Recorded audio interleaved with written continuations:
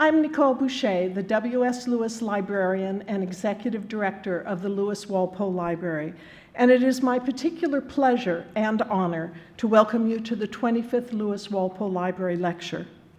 This lecture was originally scheduled to be delivered in April of 2020, and we are grateful to Professor Laqueur for his tenacity and patience as we waited for Yale's pandemic restrictions on public group gatherings to be lifted, so that he could deliver his talk in person as he and we preferred. That said, this evening's lecture is being recorded and it will be posted for future reference and viewing on Yale Library's YouTube site. Before I pass the podium to Professor Mark Peterson to formally introduce tonight's speaker, a few logistical notes and acknowledgments are in order. Following the lecture, please join us for a public reception in the YCBA's entry court area, just to the left as you exit the auditorium. And please take a moment now to note the emergency exits in this room, 2 in the back, 1 here in the front, just in case you need them. And please silence your pagers and other electronic devices. We are grateful to the director of the Yale Center for British Art, Dr. Courtney Martin, and to her YCBA colleagues for enabling us to host this annual lecture at the center. And I am personally grateful to the staff of the Lewis Walpole Library, who helped make this almost annual event in New Haven and all other activities of the library throughout the year possible. Last, but certainly not least, the Lewis Walpole Library owes its existence to the extraordinary vision and generosity of Wilmarth S. Lewis, Yale class of 1918, and of his wife, Annie Burr Auchincloss Lewis. Their bequest to Yale University in 1979 included an extraordinary collections built initially around Lewis's particular fascination with the life and legacy of the English writer, art historian, man of letters, antiquarian, and Whig politician, Horace Walpole, his circle and his times. A collection that has since grown into an internationally recognized research collection in the field of 18th century studies, with particular strength in the British 18th century. The Lewis endowments fully support all aspects of the library's collections growth and stewardship, our robust research fellowship program, the maintenance of our 14-acre campus in the heart of historic Farmington, Connecticut, and all aspects of the library's operations and services. Over time, the library's contributions to the academic life of the university and to the cultural life of the region have also grown, to include a diverse range of academic programs and public events hosted in Farmington and New Haven, as well as at locations elsewhere in the United States and abroad, reflecting the Lewis vision of an ongoing center for 18th century studies based in the intimate and congenial surroundings of their former home in Farmington, or what Lewis liked to refer to as Yale in Farmington.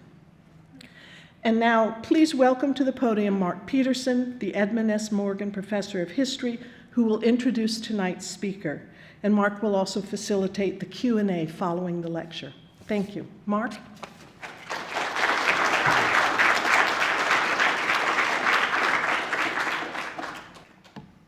All right. Thank you, Nicole, and welcome to you all. And as you just heard, it's my honor and my pleasure to introduce the speaker for today's 25th Lewis Walpole Library Lecture. Thomas W. Laqueur, the Helen Fawcett Distinguished Professor of History, Emeritus at the University of California, Berkeley. Now, this is both an easy and a challenging task, so I'll do the easy part first. Professor Laqueur's transformative career as a historian and multifaceted scholar is readily evident in his many books and articles, the prizes they have won, the students they have inspired, and the new avenues for research they have opened. Educated at Swarthmore College and then at Princeton University, where he worked with Lawrence Stone, and at Nuffield College, Oxford, Professor Laqueur has spent his professional career at Berkeley, beginning in 1973 as an assistant professor, though with many visiting appointments and lectures around the globe. His first book, Religion and Respectability, Sunday Schools and Working Class Culture, 1780 to 1850, published by Yale in 1976, fell squarely within then-current patterns in British social history, but soon his work branched out in new directions. At Berkeley, he was a founding editor of the journal Representations, which played a major role in the rise of cultural history, the cultural turn. And with Kathy Gallagher in Berkeley's English department, he published the edited collection, The Making of the Body, in 1987, and then followed this groundbreaking move with his own, now justly famous book, Making Sex, Body, and Gender from the Greeks to Freud, which Harvard published in 1990.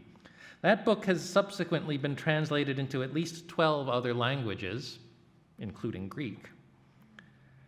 Furthering his work on the history of sexuality, in 2003, he published Solitary Sex, A Cultural History of Masturbation. And from there, Professor Laqueur turned his attention to the other big elephant in the room of culture making. He moved from sex to death. 2015's The Work of the Dead, A Cultural History of Mortal Remains, is a remarkable and sweeping account of historical change and how the dead affect the living. And it was recognized by McGill University's Cundill History Prize for the year's best book on any subject, anywhere. Now, of course, I'm leaving out dozens of scholarly articles, essays, and reviews in important venues like the London Review of Books, the Threepenny Review, etc. But as the saying goes, you could look it up. As I said, that's the easy part of introducing Professor Laqueur, the distinguished scholar. The harder part is introducing Tom, to give you a sense of what he's like and what to expect from hearing him lecture. I had the great fortune to be Tom's colleague at Berkeley for 11 years before I moved here to Yale. And so I'll introduce him by briefly conveying my own introduction to him in 2006 as a nervous candidate for a job in Berkeley's illustrious department. Going into the interview, I felt more than a little intimidated to meet the famous Professor Laqueur over coffee outside on a beautiful morning at Berkeley's Free Speech Cafe. But first thing, he tossed me an easy, friendly, open-ended question, something along the lines of, "Well, what's new in your field? Read anything interesting lately?" To which I froze in panic. What was my field? Had I ever read anything in it? Would any of it possibly be interesting to Professor Laqueur? And as I sat there blank-minded, the only thing that occurred to me was that I had recently seen a newspaper article on an archaeological finding that in upstate New York, in Iroquois country, archaeologists had found cowrie shells in burials from the 17th century, cowrie shells harvested from the Indian Ocean. And so I blurted this out and then immediately realized I knew nothing about this. I didn't work on this. Was my specialty the Haudenosaunee of upstate? No, it was not. I had been given a chance at a breakaway goal, and instead I had just dribbled the ball out of bounds, possibly even kicked it into my own net. But if I did not know then that Tom was Tom, I quickly found out, because he reacted as if I'd presented him with a little jewel hidden inside a puzzle box. And for the half hour of the interview, he proceeded, unconsciously, I think, to invite me to join him in puzzling it out. He asked questions. He held it up to the light. Why were the shells there? Where did they come from? What was going on in upstate New York? How could they have related? What about wampum? Was that connected to it? And on, so that by the time the interview was over, the idiot that I had felt like at the beginning, well, I didn't feel like that anymore. And within a few years, I was publishing articles on the social and cultural work done in colonial America by experiments in generating new forms of money and exchange. But more importantly than that, I had a new friend who was and is interested in everything, with a restless and probing intelligence equally complemented by a sense of fun, of sheer joy in finding out what there is in the world, like cowrie shells in upstate New York, and how it fits together to make a world.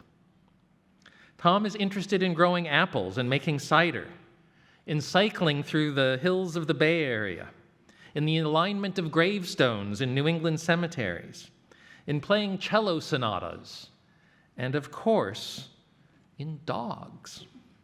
So, please join me in welcoming distinguished Professor Thomas W. Laqueur, my friend Tom, who will tell us what dogs are doing in 18th century British art. Tom.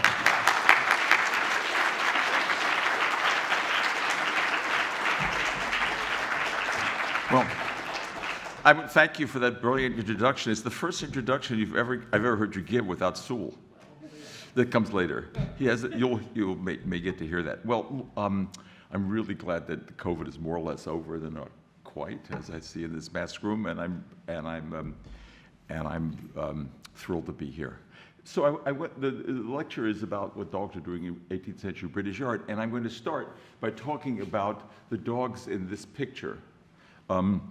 This poster was produced by Sid Hirschman at the office of the university printer, and Susan Walker of the Lewis Library picked them, and I thought I'd begin with those in a very descriptive way. So the ones I want to talk about, so the one in the corner, the one sitting here, that one there, the pug, the one that's in the corner there, and the dog where you just see the tail. So I'll show you details of these guys in a minute, but I just want you to. So let's start with these pictures. So this is the first picture. There are 9 dogs in this picture. This is the portrait of Sir Robert Walpole and Catherine Shorter, Lady Walpole. It's in the Walpole Library. So there are 9. The staff had actually only noticed 3, but you'll see. Okay. So of these dogs, number 1, the furthest on the plane of the picture, is a brown dog that you see up there, nosing around on the ground on its own. Number 2 and 3, which are nearer the foreground, are playing with each other. Number 4 is looking at them over his shoulder, or its shoulder, and number 5 is looking at them directly. We got that more or less? So then after that, there are 4 more dogs on the lower left in a line. The furthest one is in the background, sniffing the ground and heading for action. The next one, number 7, is looking into the space of the picture toward the human subjects. Number 8 and 9 in the foregrounds are doing some very serious looking at the purported subjects of the picture. I'm going to go back so you can see this. Okay. So I'm looking. Sorry. There. So they're looking. One's wagging its tail, or suggesting a wag, looking over at Lady Walpole, and the other is looking at Sir Robert. Let me add a more formal description of what they're doing. They are being there. That is, the weight and presence of the 2 most forward dogs, the one you see here, almost seem to hold down the paving on the left side of the painting. They're heavy on the ground. As you'll see in just a little bit, Veronese, the Renaissance painter, is particularly given to this use, this formal use of dogs. Now this picture. Same sort of thing about holding down the pavement could be said for the dog in the foreground of Thomas Patch's A Party at Sir Horace Mann's in Florence, where he's sort of the stabilizing anchor, I think, in a sea of action. He's lying there and looking the other way from everyone else in the picture, ostentatiously not interested in what the people in the painting is capturing everyone else's attention. The colporteur is coming in. Alberti, the Renaissance man, in his work on painting, 1437 might have put it this way in formal terms. In an Historia, he writes, I like to see someone who admonishes and points out to us what's happening there. So I'd suggest that the dog in this painting functions as a kind of anti-historia, or perhaps a counter-historia. Did not be interested in these sort of things. Next, Tonton. Next is the dog, to show you detail of him not paying attention. Next, Tonton. Tonton is a spaniel who belonged to the Marquise de Font, the great Parisian salonière wit, who was an intimate friend and a correspondent of Walpole's from 1766 to his death, her death actually in 1780. She became totally taken with Walpole, and she wanted to give him her entire estate, but he took only her papers, her dog, and this snuff box. So what's this dog doing? Well, it's obviously sitting for its portrait. It's Paul Ray's The Get, or an anticipation of attention. I may be imagining, I don't think so, I looked at it carefully yesterday, I may be imagining a raised eyebrow. I'm not imagining the fact that evolution has given the dog the eye musculature, which is not present in the wolf, to look interested, to do what we do when we're interested, raising our eyebrows. At a less purely descriptive level, this is a portrait of a dog who is exchanged between friends, a gift, a bonding gesture, a point of affective triangulation.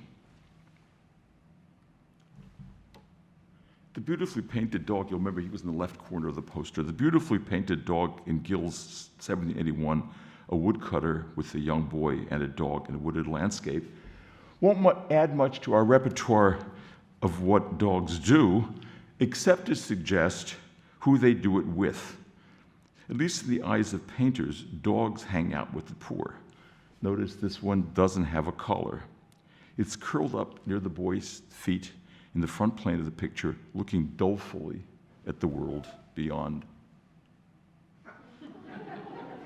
Finally, the bruiser. See Churchill, Hogarth's retaliation for Churchill's attack on him. Because by talking about this picture and then ones that related to it, it let me widen my focus to English art in the 18th century more generally. The pictures are on the poster, and from there to art in other times and places. Churchill is the bear that you see in this picture, and the dog is Hogarth, or the Hogarth surrogate, peeing on a copy of the offending tract. Hogarth had used this idea of a dog peeing on a pile of, this other case, old master paintings in the next self-portrait, but he thought better of the gesture and painted over it. So this is the only gesture where these dogs actually peeing on something, though he thought it in other cases. So the dog on the left is Trump, who first appeared publicly in Hogarth's 1745 self-portrait. So dogs are everywhere in Hogarth's satires and in a great swath of his portraiture. Some of you may know the stages of cruelty, which open with someone sort of torturing a dog and end with the guy the torturer being hanged and then dissected, and you see the dog eating his entrails and getting revenge. So we won't list, that's not such an important part of what dogs do in art, but it's there. So from the perspective of this talk, what's central is that Hogarth imagined himself with Trunk in what became a central painting in the English canon. His painting would be a radically different. There's the dog, and now you see him in reverse in the Hogarth painting from which the dog came. It would be a radically different painting without the dog. Let me just make this point. His model apparently was the Murillo self-portrait from 1670. Both pictures are painting artists with the tools of their trade at hand, and they represent themselves in a picture within a picture. Murillo in this trompe l'oeil seems to be reaching out of the frame. His gaze, a single gaze, is directed out at himself, which is sort of the implied viewer of self-portrait, so to speak. I mean, the artist has to be there, and had his children, for whom the inscription tells us the painting was made. And of course, he's looking out at us, the viewers. Now, you look at the Hogarth, again, there's a double gaze. There's his and Trump's. The dog is standing outside the frame, within the frame, as if much a part of our world as his persons. Its eyes are large, slightly protruding, which is characteristic of brachiocephalic dogs, and painted with exquisite care. Tiny bits of white impasto catch the light as reflection on its pupils, and the vitreous iris, you don't see it so much in this painting, but the vitreous iris is shiny, transparent green. Obviously a great deal of attention went into painting the eye. The dog's eyes follow the eyes of its person, looking to the right from its liminal perch between the self-portrait, the canvas stretched on the oval frame, and the world beyond. That is the world where his master would be standing. He's looking to the world outside the diegesis. This is the dog's gaze, to what I want to return in a broader context for the rest of the lecture. So what I want to do now is turn from British art in particular to sort of Western art in general, in a very broad sense, and then I'll come back to British art, which is really sort of very much part of this tradition. So dogs in museums are there in museums in greater numbers and doing more different things with humans, with gods, and amongst themselves than any other animal. We could discuss this in question, but it's true. They are there in the most famous paintings of the canon and in thousands of others. And by the late 19th century, they begin to be there in millions of snapshots and in moving pictures. So the question I want to answer in the rest of my talk is, what are they doing there? That is to say, not just in English art, but in Western art more generally. And what are they doing in such great numbers? And I want to answer it in somewhat less purely descriptive terms than I've used so far. So one answer to the question, what are dogs doing, is internal to art. It's an answer grounded in aesthetics. It's the dog's gaze, the dog looking, which I've already hinted at. That is, dogs are emblematic of looking at themselves. A dog in a painting looks at something as a surrogate for the painter. Sometimes it looks for or at the viewer. Sometimes it looks for the people in the painting, or it's a surrogate of the people in the painting. Sometimes at people in a picture in an almost parodic kind of cascade of looking within looking within looking. I couldn't resist showing you this picture, which is Willem van Hecht's The Gallery of Cornelius van der Geest, which is a painting that may have been owned by Rubens. It's in Rubens' house now, and it's painted on the occasion of the visit of the Archduke Albrecht and his consort Isabella. There are a bunch of pictures of this actually done by other artists, and they also have dogs, in fact, more dogs. But I want to take your attention to the guy at the corner here. I think this must be a joke. So there's painted in the picture is a guy looking at dogs, looking out at the picture. The picture is actually, we know all the pictures, almost all the pictures that have been identified. It's Jan Wilden's Hunters in a Landscape with a Dog. So the kind of issue, I think I'm talking about this looking, I'm not making this up. I mean, this is, you see it, but painters at the time saw it, and I think my point joked about it. Dogs look at, under, and into spaces, toward and away from people, calling all those things to our attention. One of the dogs in this portrait of the Joshua Reynolds, the fourth Duke of Marlborough, is a kind of canine ritual wood red. Looked under the negative space of the chair, and every other which way at the people. You can catch this idea. A huge amount of looking going on here. I want to go further and say that what and how a dog sees is at the heart of a kind of visual logic of a lot of Western art. A character in Orhan Pamuk's novel, The Color Purple, I think is onto something. Alan McHale, chair of the history department, put me onto this, is onto something important when he says, the infidel masters have committed an unforgivable sin by daring to draw from the perspective of a mangy dog. He's talking about the so-called Venetian masters. And the undeniable allure of the paintings they make by these methods, they depict with what the eye sees just as the eye sees it. They paint what they see while we paint what we look at. And so I take that point. Dog seeing is crucial to the sort of way in which painters see in Western art. But I want to understand the dog's gaze, the way it engages with what it sees more broadly, and suggest that it stands for the way in which the social world is represented in art through its gaze and more generally through the gestures of attention to what humans do and to where they do it and to whom they do it with, to what they do and how we do it. The dog is foundational to sociability in art. It's an animal version of how regarding, looking at each other, works for us. Adam Smith famously argued that the moral bonds between individuals, self-interested humans, were possible because we act in a way that others, seeing us, would approve of what we do. As a species, he thought, we wish to be observed, to be attended to be taken notice of with sympathy, complacency, and approbation. Perhaps dogs act as they do toward humans because they feel the same way. But for us, let me be more specific. For us, as represented in Western art, the dog's gaze, and more generally its body and its relationship to ours, enacts the attention we seek in the social world. They're doing what we deeply want from them. I come to this from John Berger's more general claim that animals, with their parallel lives, offer man a companionship which is different from any offered by human exchange. Different because it's a companionship offered to the loneliness of man as a species.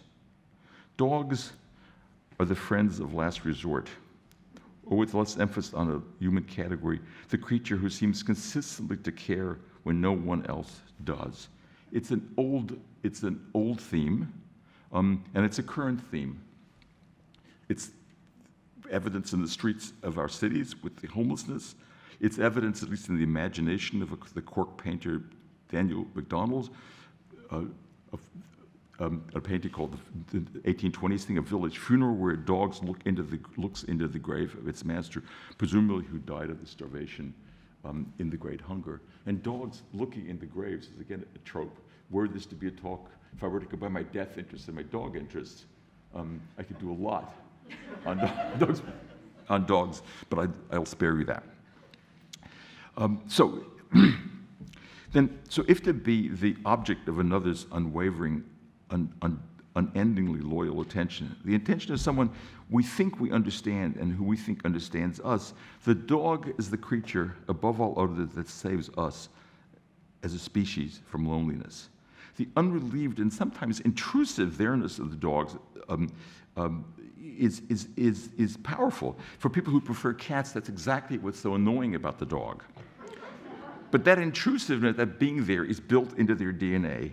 Cats have their own lives and retain much of their undomesticated selves, their wildness, their strangeness.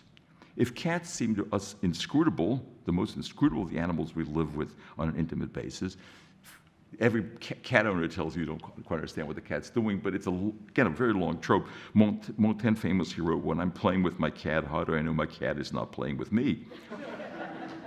But Montaigne also made the point that dogs are the opposite. They're not inscrutable. Think about this. A Cheshire dog in Wonderland is unimaginable. Horses entered civilization by being broken. Think of the Pegasus myth and many like it in other cultures. Dogs don't need to be broken. They're kind of born into human culture. Before I go any further on these themes, I want to just cash out a little bit of this claim about the omnipresence of dogs in Western art and their significance. The fact that the major painters in the Western canons seem to want and need dogs. And they need to think through and with dogs visually. So I'm just going to give you the most superficial of run-throughs, and I'll come back to some of these pictures in just a moment. So we start sort of at the beginning of everyone's Western art class, Giotto's in the Scavoni Chapel, The Life of the Virgin, The Dawn of the Renaissance, and I'll come back to that. This has been done a lot in Byzantine prints, and this is the first time a dog appears in this particular cycle. All three of Dürer's master prints have dogs. The one is curled up with melancholia, one to sea, one's charging ahead of the horse in Death in the Night, and five in Descent, Eustache looking every which way, and is formally, collectively, creating the foundation for this image. Pierre de Cosimo's Death of Procris, in which the large brown dog in the foreground marks the dead nymph, And the three dogs in the background, allude to a prelapsarian world in which humans and animals were not estranged, a subject of interest for Piero more generally. This is probably the most written about painting in Western art, Velázquez Las Meninas. Dark and prominent, Antonio Palomino wrote of the dog in 1715. It gives great harmony to the composition. And Picasso did 15 versions of this using his dachshund as the model scene, but interested again in the dog looking out at this picture. Titian's Death of Actaeon, a painting, late stage, as they call it, of Titian's, left unfinished in the studio when he died. 4 astonishing dogs, and it doesn't really capture. You see them from the left, zooming it from the left to the upper right. Great sweeps of broadly applied color, big thick brush strokes, as if they were arrow shooting from Diana's stringless bow, and about to take down their master, had been turned into a dog, into a deer, because by Diana, because he'd seen her naked. Now, 3 of the 6 poesy paintings, I mean, probably in some sense the pinnacle of Titian's genius, indicates super paintings, which were just in Boston for the first time together. It's the first time since Philip owned them. And 3 of the 6 have dogs. So here you see the Diana and Actaeon. I'll come back to that one in a moment, but just for the time being, notice the dog halfway in and halfway out on the left-hand side. The dogs in Venus and Adonis. Again, everyone writes about the whiteness of her back, and de Kooning had this famous line that he thinks oil paints may have been invented to produce the flesh on Venus's back. But the dogs, are sort of second in the way these. So, and then finally in Callisto, the dog you see coming up from there here, which is a Titian studio dog that you'll find in other Titians. Well, Goya's El Perro, where the dogs look with a kind of pathos from some sort of whatever, from in depths, from sand, from water, from the sea, who knows, but looks into this sort of heaven of light. In the Prado, this picture is hung at the end of his black paintings room, as if it were the piece of the altar. One of Courbet's fabulous on dogs, but this one, the Burial at Ornans, where the dog's gaze directs our attention to the departure of the mourners as it looks toward the edge of the picture. Seurat's Grand Jatte. And then, of course, to the vast reaches of contemporary depictions of dogs. There's a collared dog and one that's not. And then you get dogs in advertising. You get movie star dogs. You get movie star dogs with movie stars. You get dogs with movie stars and their families. And there's a whole other, there's a whole new world. And as I'll come back at the end, you start getting dogs in the movies of Lumiere and Edison from right at the beginning of this new technology. So let me step back and ask then, what accounts for this dog's gaze? And the answer to that question, I think, is in the deep historical time of biology. Evolution has created in Canis Familiaris a species that looks into our eyes and we into theirs. How exactly this happened and when it happened is debated, but sometime around 50,000 years ago, one species of social canid that lived in a hierarchically ordered group, and they communicated in the hunt through their eyes, that is to say the proto-gray wolf, met another hominid recently arrived in Eurasia, that is to say met us, under new and difficult circumstances, which is to say the Ice Age, and slowly there evolved the dog. Dogs were the first domesticated animals by at least 10,000 years and probably more. They're the animal that may well have allowed humans to conceive of the possibility of domestication itself, a kind of proof of concept, if you will. They were the first animal that could live comfortably with us, share our domus. And specifically on the point of the gaze, no animal lives more in the visual field of human than the dog. It's uncannily attuned to our gestures.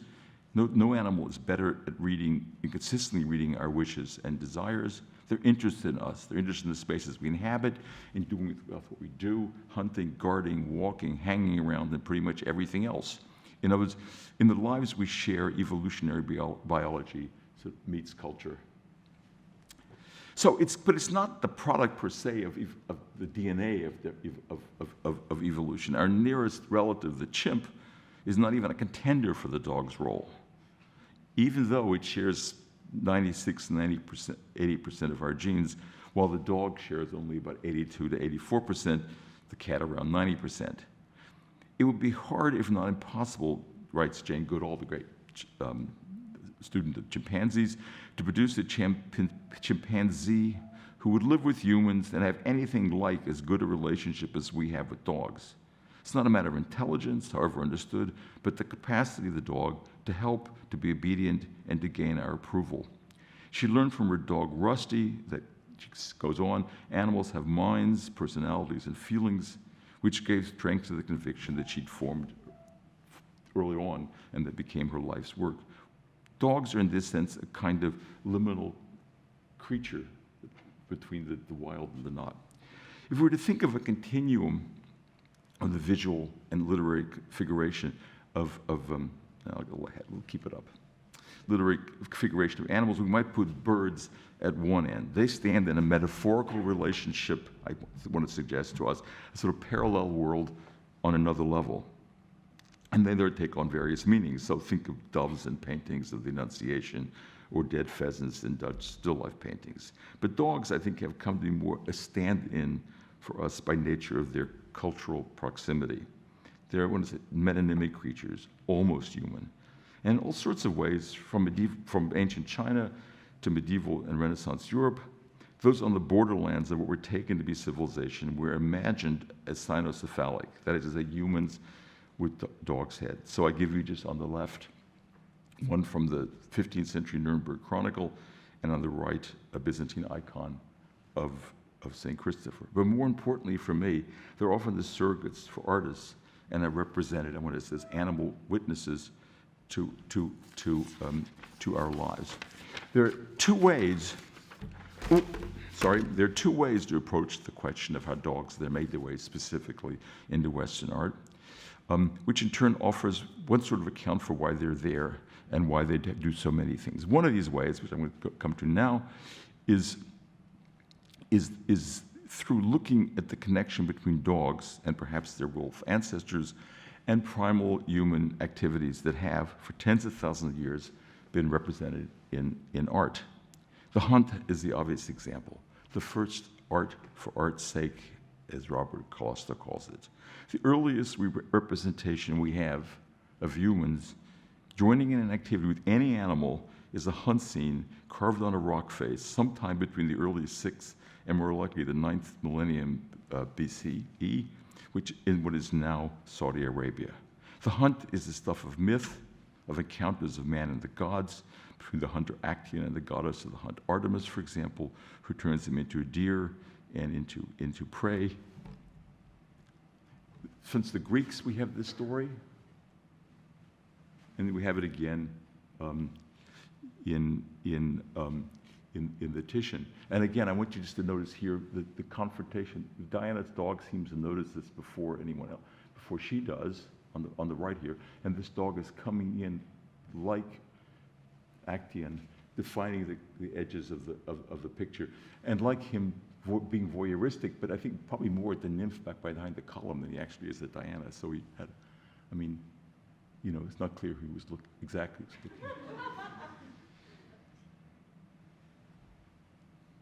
So, you get the idea.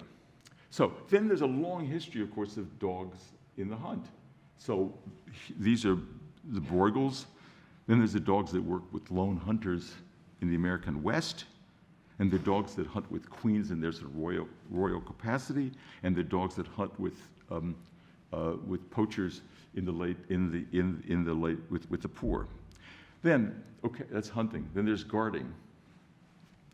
The other primal role of the dog is almost as generative of culture and art. Is that, I think, which accounts for the status of dogs as the guardians of the dead from ancient Greece to Egypt to Aztec Mexico to Zoroastrian Persia. But the art I want to think about is more ordinary guarding and gazing. Dogs guard sheep and accompany shepherds, and so they become part of their stories and of the many imaginative worlds in which they're engaged. They listen attentively to a shepherd playing a flute. In an image that's something else, it's an image by Sima de Conegliano, which depicts the martyr St. Peter of Verona. So maybe the dog is listening to the shepherd is a synecdoche for all those who listen to Peter murdered by his Cathar enemies, but also you'll see it's a dog listening to a shepherd. A sheepdog is left behind and looks longing at the heaven. Again, its eyes directing our attention to heaven. When its master, the beautiful shepherd boy Ganymede, is abducted by Zeus to be his Zeus's companion on Olympus. So Michelangelo's image is on the right, and Correggio's working of it is on the left. They become memes in the 16th and 17th century paintings, in emblem books, for the loneliness of those left behind. Someone on earth, the dog, suffered loss and is bereft because Zeus wanted a companion.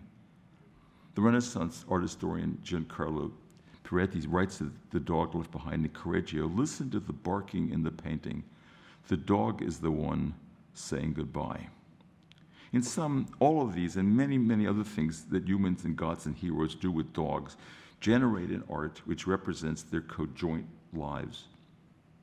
Their lives as witnesses, as those who see us and those who do things with us. One final example I can't resist. This is a dog discovering royal purple. In case you don't know the story, Zeus is walking along the beach in Tyre, and his dog bites into a conch shell, and his mouth looks bloody, and he's upset. And these conch shells are actually, not this particular one, Rubens got the biology wrong, but the conch shell is the origin of royal purple, which became the major industry in Tyre. And Hercules is off to court the nymph on his way. Okay, so let me now turn to a second approach to the sort of deep socio-cultural history of the dog in art. It's not through what we do with them in myth and real life, but through how we think about thinking. In 1962, the great French anthropologist of his generation, Claude Lévi-Strauss, said that animals are not just good to eat, they're good to think, usually translated as good to think with. He was writing about totemism and the many ways animals that humans used animals to differentiate themselves into tribes. That is to say, the bear clan, the lion clan, the otter, the alligators, and so. But I think dogs in this are a special case. Dogs in the Western tradition are good to think about the nature of rational thought itself. Now, art has little to say about whether dogs can do logic, though there's a long history in the history of philosophy about whether dogs can do Aristotle's fifth disjunctive syllogism, which I won't bore you with.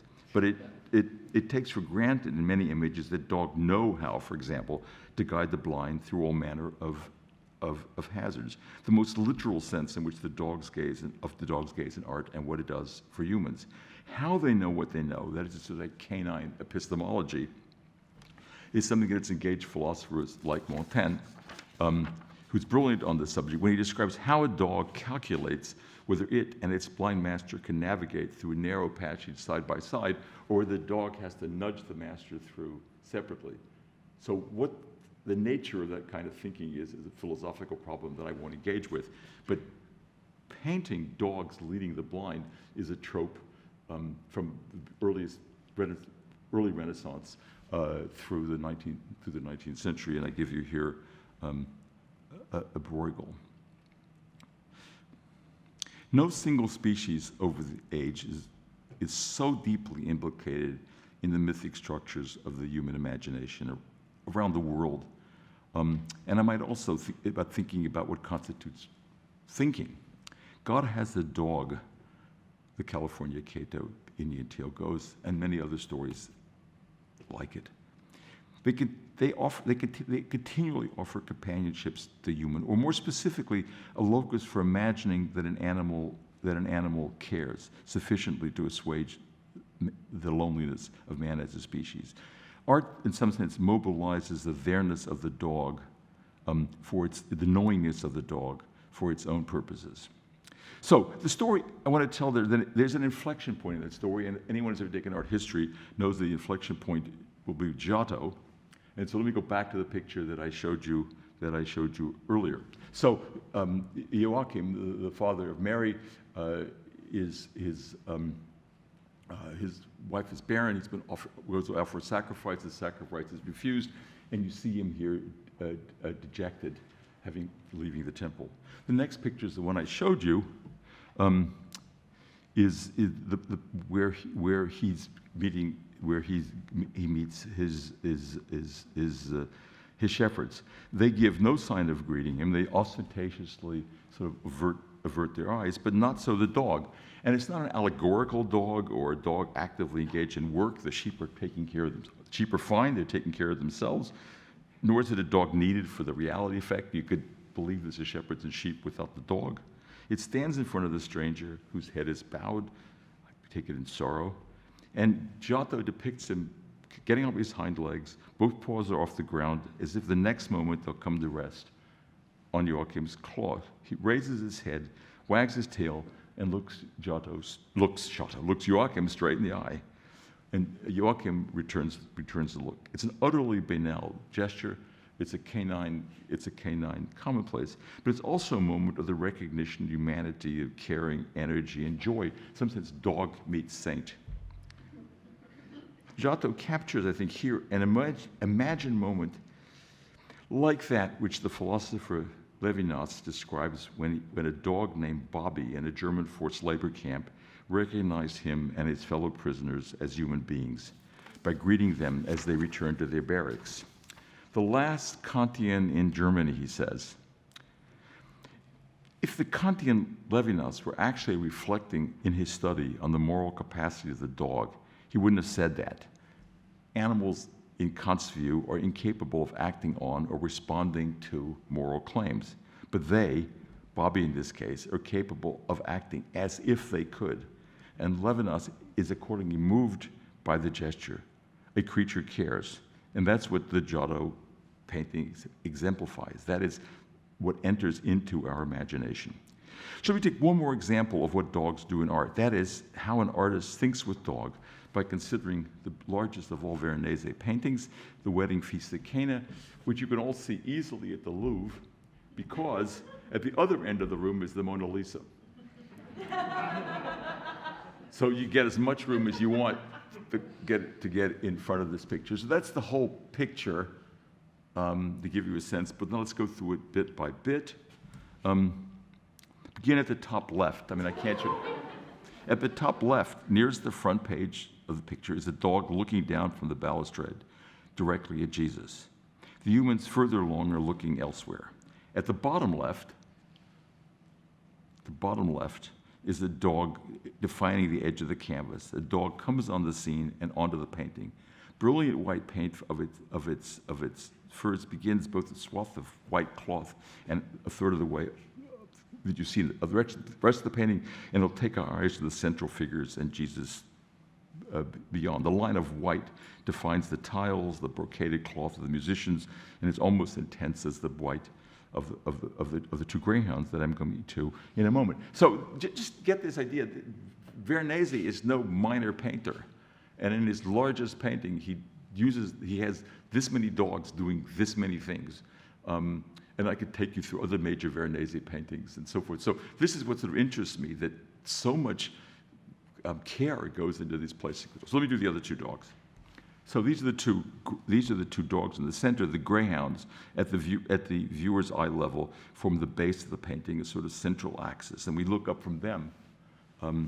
We look up at Jesus. The one at the left looks at the floor with maybe a glance at the dog entering.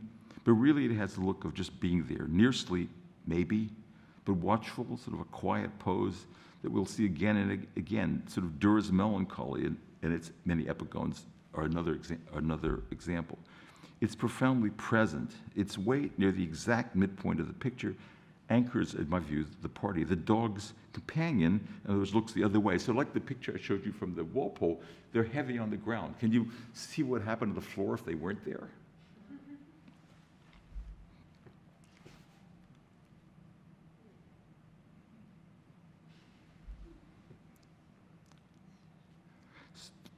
So they look, and this dog now is looking over at the cat, which, as is common with cats in much Western art, is not paying attention, and it's engaging in its own, in what it's doing. Or perhaps this looking at perhaps the other dog I just showed you was looking at the last dog in the painting on the right, which is the one on top of the table. There's the cat. Just give me more detail.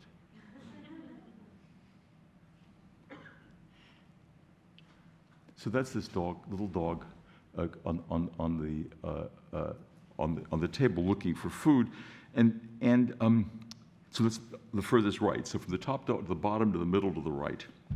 The small dog is intent on the food. Oh, if I could only pray, Luther says of his dog Topol, the way this dog watches the meat. A dog in art, then, is about attentiveness. More than 3 centuries later, dogs are still seeing for the artist and for the viewer, but they're seeing in a very different world and for a very different, I think, different purpose.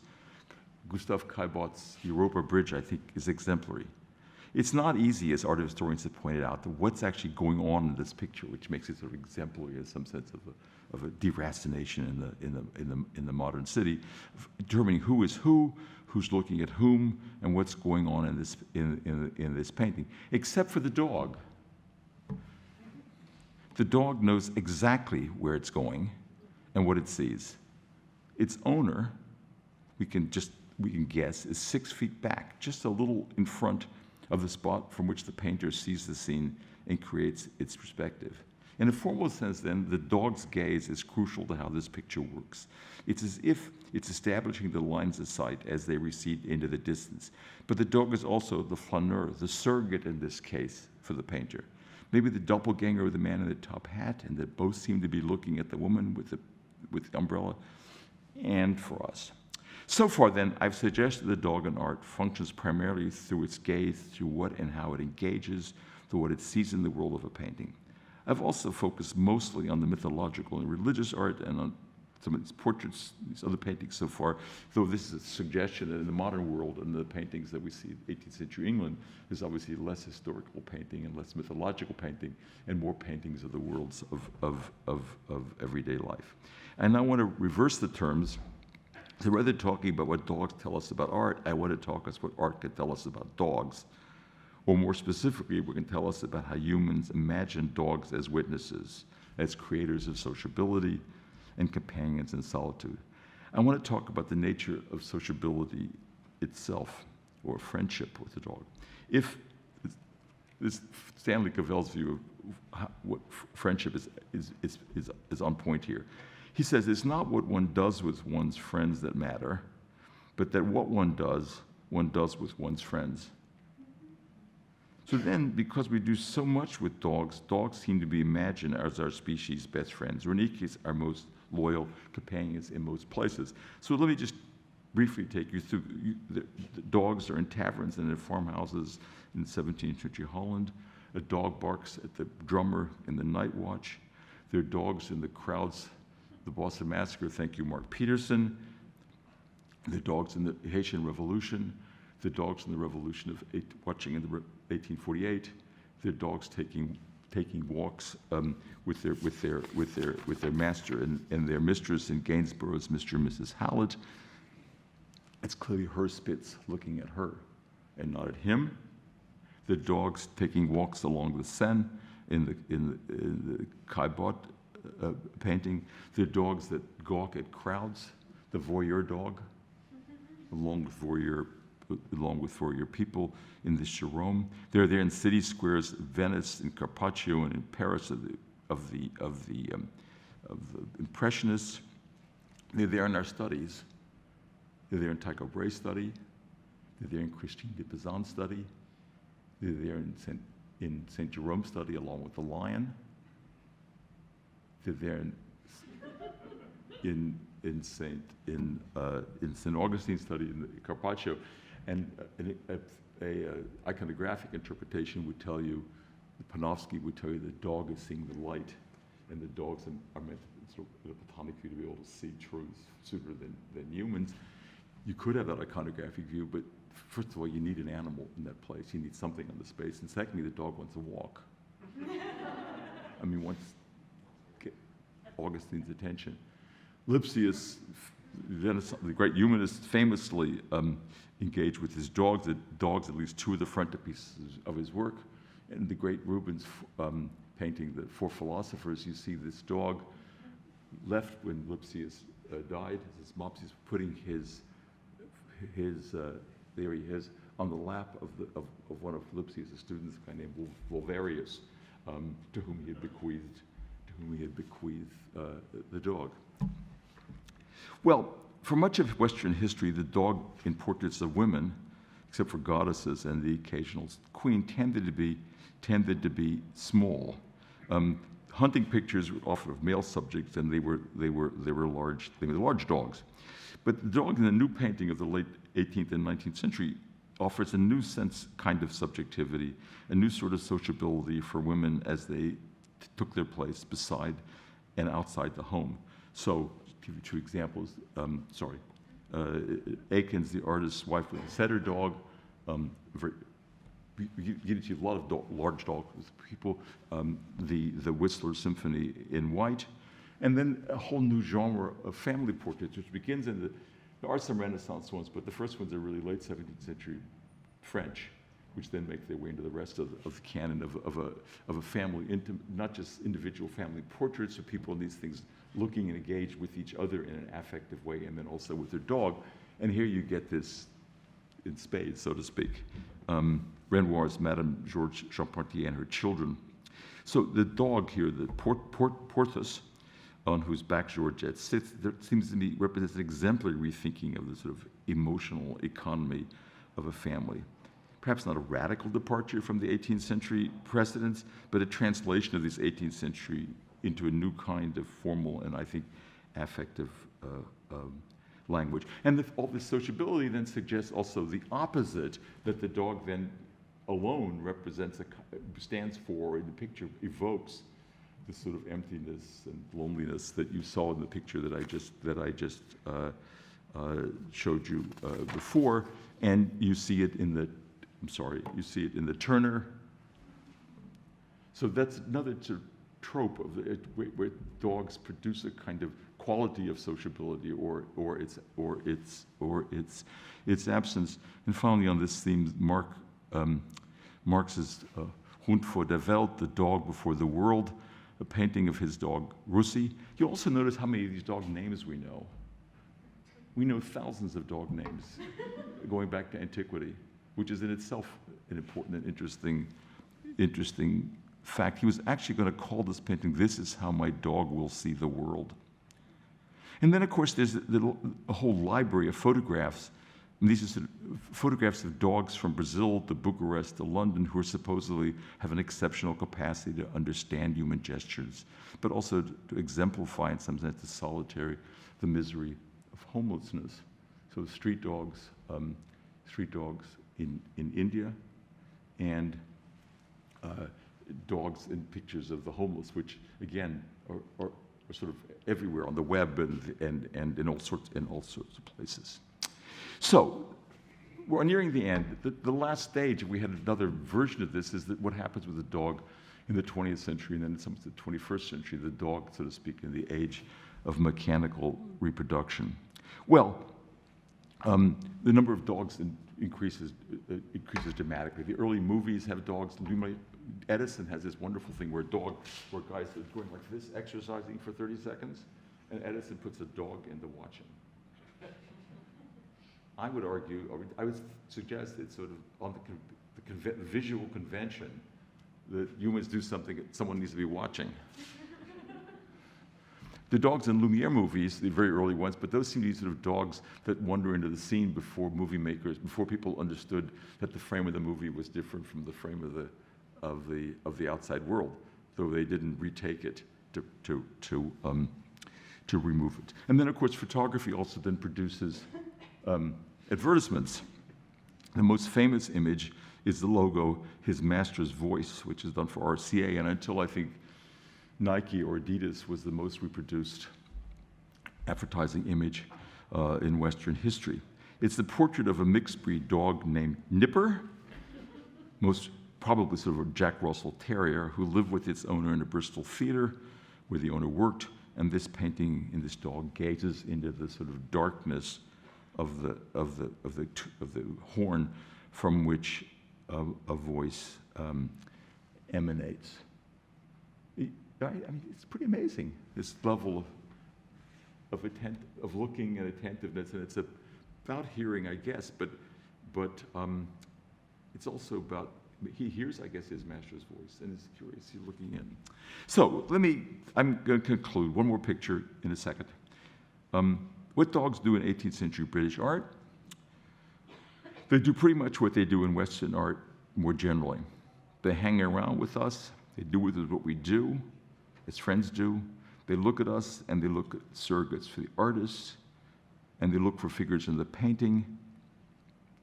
They're sociable, and their images both represent and are the instruments of sociability. They make us in some sense less lonely as a species. If in 18th century art, some of the Renaissance themes are attenuated, that is to say, the mythological and the themes and some of the religious themes are attenuated, one has more of these scenes of domestic hanging out and sharing in the new activities of the modern world. So I want to end in some sense where I began. This is our patron, W.S. Lewis, in front of the Eckhart portrait that I showed you in the very first picture, from these dogs with his poodle, whose name I think must be known to people at the Walpole Library, but not known to me. Thank you. I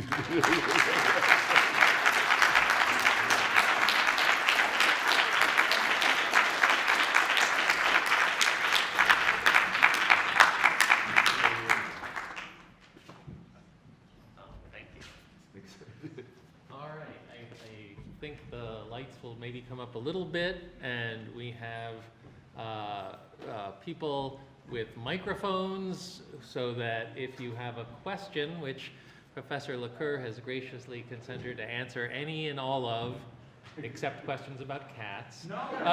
Yes, the cats are okay. All right. Then please, raise your hand or bark or do something to identify yourself, and I will try to facilitate, and away we go. Don't all bark at once. Cats over here in the middle. Should we wait for the microphone? Yeah, let's wait for the microphone. That's a little harder. All right. Very hard. Hi, thank you. Sure. Thanks. Yeah, thank you so much for that. So I've been thinking about, through time, our understanding of dogs and their own emotions and feelings. So in the 17th century, when we did not understand that dogs had emotions and felt pain in the same way that humans did, and that changed throughout the subsequent centuries as we began to really understand that they do have emotions. So I'm curious if you see that reflected in the art, the way that dogs are treated and the things that they're doing. Why don't you stand here? So look, I think I take your point. The 17th century dogs don't have emotion, don't feel pain. Is this very weird move that Descartes made in the late 17th century, and that was picked up by some of his wackier disciples in the early 18th century. The Port Royal people who sort of kicked dogs just to show they didn't have emotions. Descartes himself didn't believe that. He had a dog. He took care of this dog. It's a philosophical move that would be another set of discussions. Where he got there. But everyone, as far as I can tell, the notion that people treat dogs as if, look, backtrack. It's not clear that people how people have treated other people, whether they have emotions or not, is a question.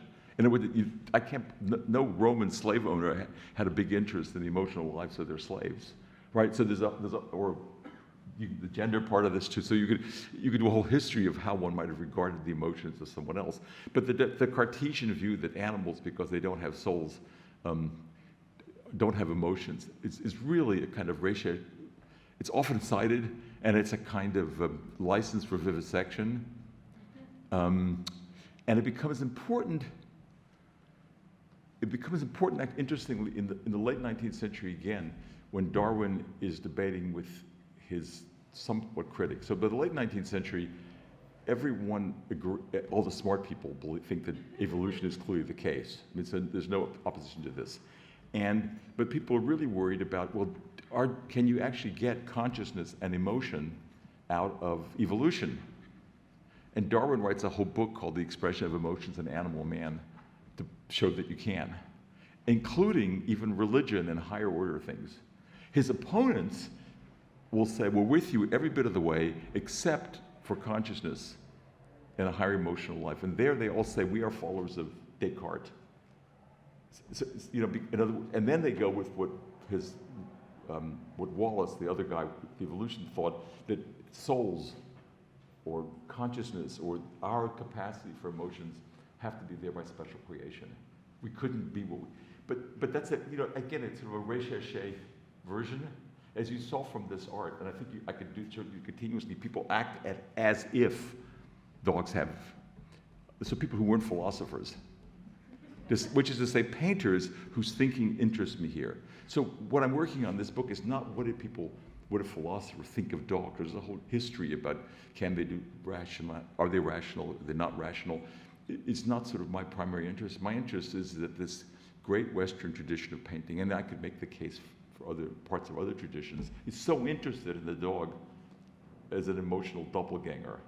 You see what I'm saying? So I think what you say certainly represents a position in philosophy and a position in moral theory that today is crumbling, P.S. In other words, there's a big debate about what do we morally own animals. But it doesn't play out in how people visualize and understand a dog. Is that? As I stand here, I realize I am playing the part of a dog in painting as I gaze upon the professor and questions. But further, questions out in our audience? Yes. Go ahead. Here comes the microphone in 5, 4, 3, 2, 1. Thank you. Thank you. A wonderful talk, and I was just struck by the proliferation of dogs. Dogs in paintings I thought I knew, dogs in paintings I didn't know at all, and there they are. And it made me wonder, is it the fact that dogs are so expressive but cannot speak that fascinates painters who have the same problem? They pour into their paintings these wonderful physiognomies and postures, but they can't, it's very hard to paint someone talking. Edith Wharton has a wonderful little line about this. She looks into a dog's eyes. I'm sorry. Yeah. Edith Wharton has a wonderful little passage where she said she looks into a dog's eyes, and the dog's eyes seem to say to her, there came a separation between us when you could speak and we can't. There is this sort of poignancy of the dog almost being there and not being able to speak to you. I think you're dead right. But I think the painters are then interested in that in some sense you don't need to speak, you could simply look. But part of the intimacy of dogs is clearly this gaze on the one hand and this inability to speak. On the other, I think that's really, really central, and I should make more of it. I mean, one of my chapters opens with this Edith Wharton because it seems to be so poignant, for want of a better word, and so I think that's right. I don't have evidence that these painters said this issue about speaking, but what you do have evidence for is people claiming to be able to read the gestures of dogs, and it's because they couldn't speak. They can't tell you this is how I figure out that the blind person is going through how they trace this. That people are so interested in it. Yes, thank you. My dog clearly wants to speak. I know. I think it's absolutely right. I think people believe the dog wants to speak because it's just next door. I mean, it's a kind of strange doppelganger. And I don't think cats want to speak. And I don't think horses, I mean, we like it about cats. They don't want to bother you with chatting. And horses certainly don't want to speak. They want to be out in the pasture. And dogs just, as a matter of evolutionary fact, want to be with us. And this particular dog, in other words, hominids lived with canids in Africa for 200,000 years and nothing happened. You know, and they moved to Europe, and it gets cold. And evolution produces this amazing relationship. It's kind of breathtaking. You know, I agree. Further, yes, right here in the middle. There's a race from both sides. The microphone there first. Yeah, of course. Thank you for your talk. I was really struck by how many different kinds of dogs were represented across all of these works. I'm wondering if you found any interesting patterns, either by region or kind of based on class, about breeds of dogs and how they appeared throughout the paintings. Well, you know, before the 19th century, the breed of dog is a very general term. In other words, the 19th century produces the official breeds with genealogies and so forth, so it didn't really have breeds. I tried to suggest the gendering that by and large small dogs, acting in some ways almost like cats, lap dogs, are there in lots of Renaissance portraiture. So in that sense, they're small versus large.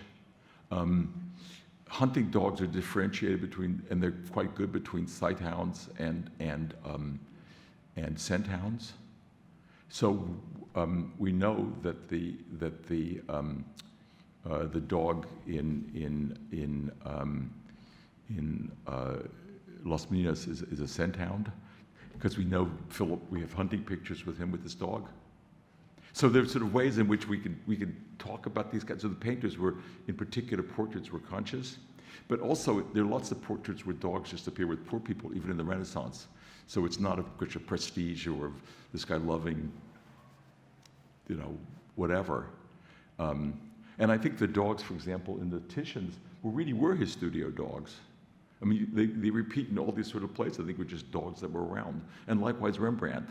I mean, my sense is, I don't know if there's a documentary evidence for this, someone might know, but many of these artists kept, just like people having dogs in their studies, kept dogs around, which they used kind of willy-nilly without thinking too much of the purpose. So I guess my answer, I haven't thought about it, it's an interesting question. If hunting pictures are specific about what they kind of hunt, and hanging out pictures, I guess, size and gender. But I need to think more about that. It's an interesting question. So I'm told by the powers that be that walkies are over and it's time for snacks. So I encourage you all to join us next door for the snack portion of our program, but above all, to join me in thanking Tom Laqueur. Thank you, guys. Thank you.